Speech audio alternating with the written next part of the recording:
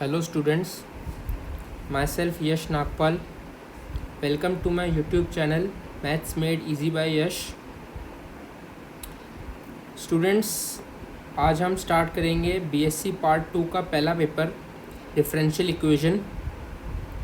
उससे पहले मैं आपको थोड़ा सा ब्रीफ बता देता हूँ कि सेकेंड ईयर में आपके कौन कौन से पेपर हैं। और इस ईयर चूँकि कोविड का मामला रहा है तो एक्सपेक्टेड पैटर्न जो है आपके सेकेंड ईयर का या जो भी जितने तीनों सालों का है, first year, second year, third year, वो क्या रहने वाला है। देखिए, सबसे पहले तो 3 पेपर हैं अपने पास, एब्स्ट्रैक्ट अलजेब्रा, डिफरेंशियल इक्वेशन और मैकेनिक्स। ठीक है, तो जो आप मैथ्स का पेपर या कोई भी पेपर अटेम्प्ट करेंगे उसमें मेनली आपका ये चीज़ आपको बोला था कि 60% का जो है आपको ये पैटर्न अटेम्प्ट करना है ना। तो वेरी शॉर्ट में आपके वैसे कितने क्वेश्चंस आते थे? 10 क्वेश्चंस। तो इस बार 99% आपका ये रहेगा कि आपको 10 में से 5 क्वेश्चन अटेम्प्ट करने हैं और एक क्वेश्चन का जो है ये 1.5 नंबर का क्वेश्चन रहेगा। शॉर्ट में 5 क्वेश्चन है अपने पास टोटल आते थे, उसमें से आपको 3 अटेम्प्ट करने हैं। एक क्वेश्चन रहेगा 3 नंबर का, और लॉन्ग में वैसे 3 आते थे, और अब आपको यहाँ पे एक ही क्वेश्चन अटेम्प्ट करना होगा, यह 15 मार्क्स का रहेगा एक। अब जो अपना पहला पेपर है डिफरेंशियल इक्वेशन का, सबसे पहले तो जिन बच्चों ने या तो पढ़ ली है डिफरेंशियल इक्वेशन, या भाई जिनको नॉर्मली भाई देखना है कि भाई मेन टॉपिक्स जो हैं कौन कौन से हैं, तो एक तो मेन ये MDSU के सिलेबस के अकॉर्डिंग ही है। बाकी सब में भी टॉपिक्स तो ये रहेंगे, लेकिन मेनली मैं फोकस उसी पे करूँगा। सबसे पहले तो है linear differential equation with constant coefficient, फिर homogeneous linear differential equation, differential equation of second order, Laplace transform और differential equation of first order and first degree. ये मान के चलिए कि पेपर का जो है 85% जो है वो इसी में से ही आएगा, इन्हीं चैप्टर्स में से मेन में। ठीक है, अब हम शुरू करते हैं पहला चैप्टर, इंट्रोडक्शन आज। तो सबसे पहले हम स्टार्ट करेंगे डिफरेंशियल इक्वेशन की डेफिनेशन से। भाई हम टॉपिक पढ़ रहे हैं, हमको मतलब तो पता होना चाहिए ना कि व्हाट इज़ डिफरेंशियल इक्वेशन, होती क्या है। तो पढ़िए, equation involving dependent, independent variables and derivatives of dependent variable with respect to one और मोर इंडिपेंडेंट वेरिएबल। यानी कि देखिए, पहली बात बोला है इक्वेशन, हम एक एक वर्ड का मतलब समझते चलेंगे। ठीक है, इक्वेशन यानी कि समथिंग जैसे कि f(x, y) बराबर 0। तो देखिए, ये हमारी जो इक्वेशन है ये भी उसी फॉर्म में ही है। ठीक है, तो पहला वर्ड तो हमारा इक्वेशन हो गया सॉल्व।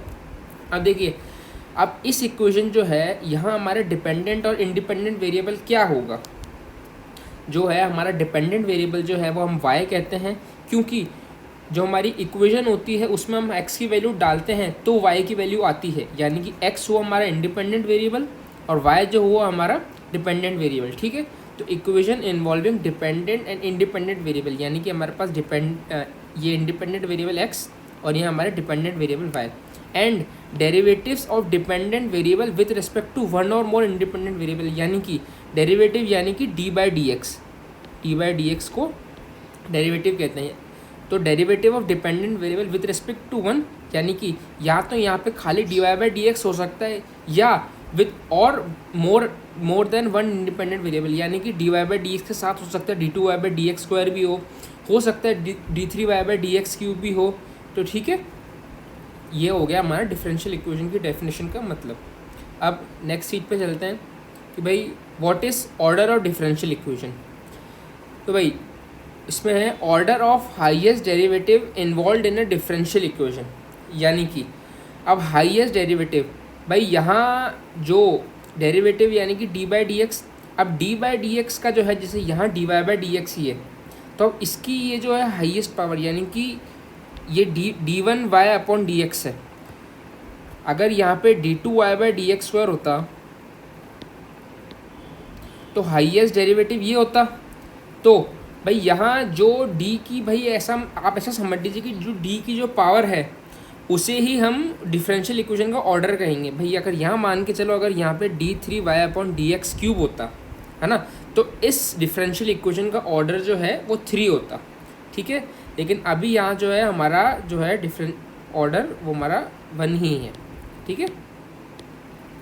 तो अब नेक्स्ट चीज पे चलते हैं, डिग्री ऑफ डिफरेंशियल इक्वेशन, ठीक है। अब इसमें लिखा है degree of highest derivative involve in differential equation, यानी कि अब यहाँ हमने ऑर्डर में क्या पढ़ा था कि जो भी डी की जो हाईएस्ट पावर है वो हो गया हमारा ऑर्डर। अब ये जो इसकी होल पावर जो रहेगी हमारी डी की, भाई यहाँ अगर जैसे हमारे पास होता है d2y/dx² का होल स्क्वायर, है ना। तो अगर हमको खाली डिग्री पे कमेंट करना है ना, तो ये जो भी हमारा डेरिवेटिव है इसकी ये जो होल पावर होगी ना, ये जो होगा यही हमारा जो है डिफरेंशियल इक्वेशन की डिग्री होगी। अब हमने अलग अलग ऑर्डर और डिग्री समझ लिया। अब आपके एग्ज़ाम में जो है वो क्वेश्चंस 1.5 नंबर में या हो सकता है 3 नंबर में भी आ जाए कि भाई आपको एक इक्वेशन दे देंगे और उससे बोलेंगे कि इस इक्वेशन का ऑर्डर और डिग्री फाइंड आउट करिए। जैसे कि एक हम यहाँ पर एक एग्जांपल लेते हैं, जैसे कि क्वेश्चन ऐसा आएगा, find order and degree of the following. जैसे आपको ये इन्होंने इक्वेशन दे दी। अब देखो, अब हमने देखा था कि ऑर्डर क्या होगा कि भाई जो यहाँ हमारी डी की जो हाईएस्ट पावर होगी, है ना, वो हमारी जो होगी वो ऑर्डर होगा। अब देखो यहाँ d3y ही है अपॉन dx³ मान लो इक्वेशन समथिंग ऐसे होती है, d3y upon dx³ plus d2y/dx² plus 2dy/dx plus y equals to e की पावर x।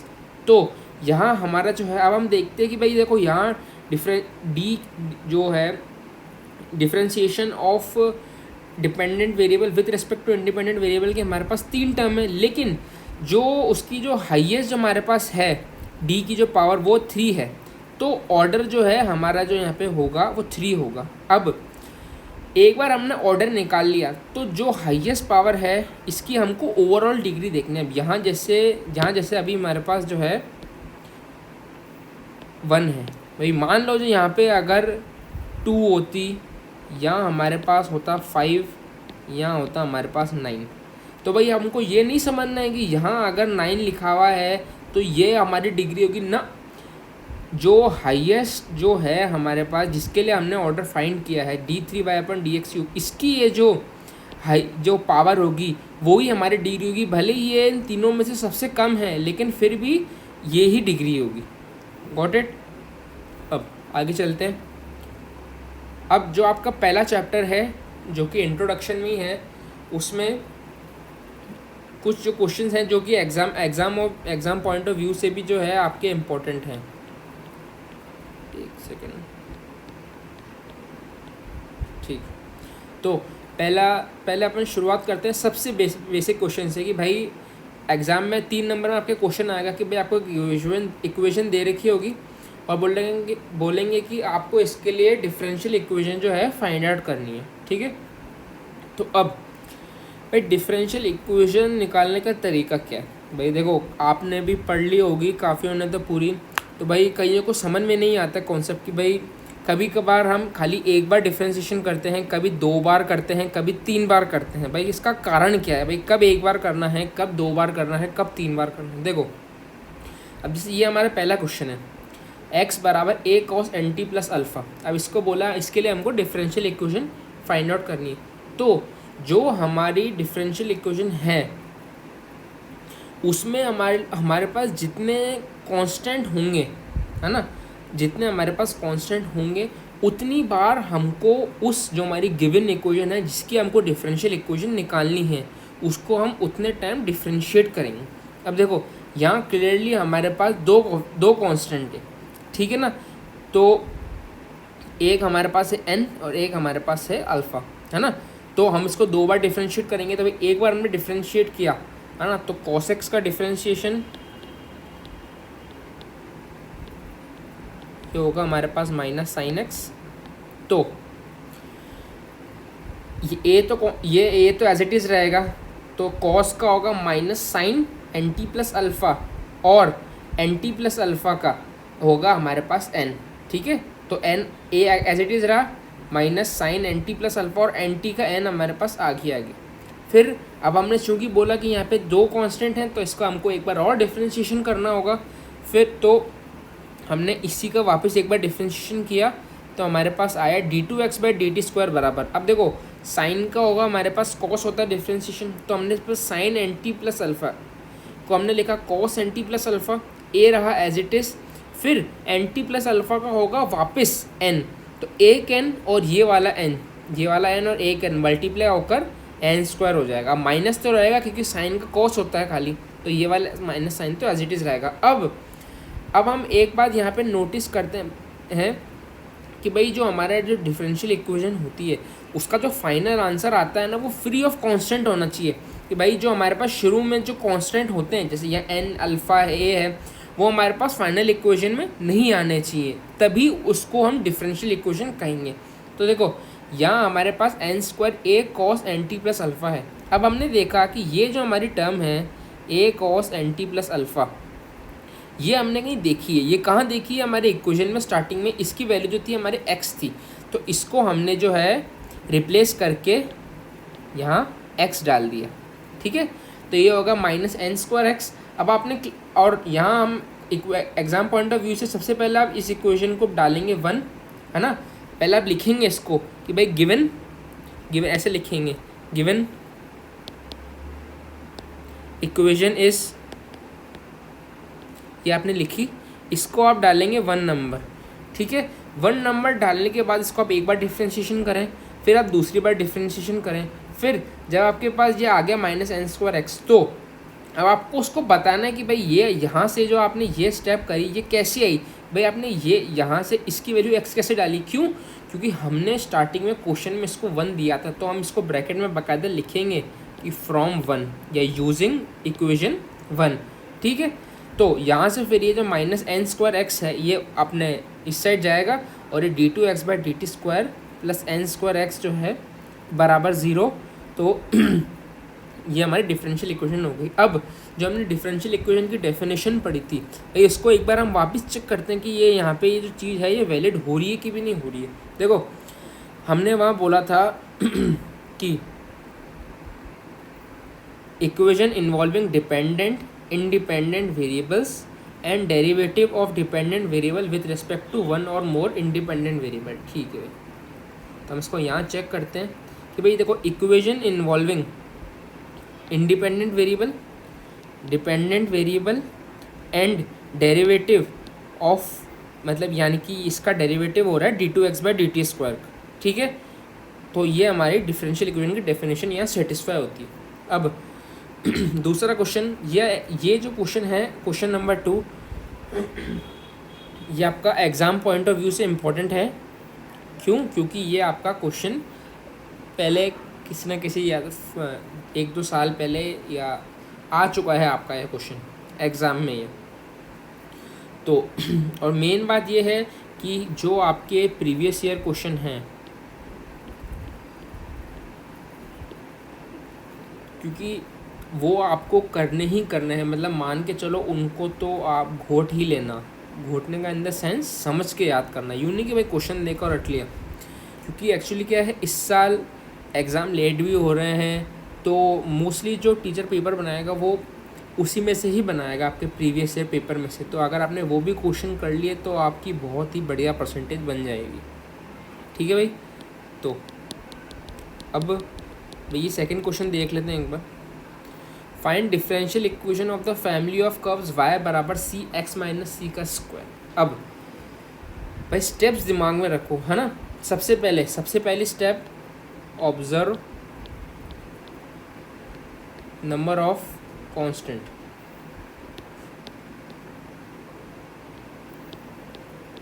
उतनी बार डिफरेंशिएट करना है।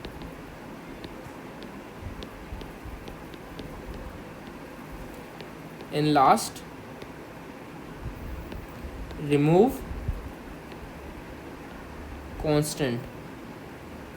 ठीक है, ये तीन बात आप नॉर्मल, अगर आपने इसको समझ लिया भाई करना कैसे, तो आपके पास कोई भी एट रैंडम कोई भी अगर नया क्वेश्चन आ भी जाएगा ना तो आप उसको फटाफट कर लेंगे।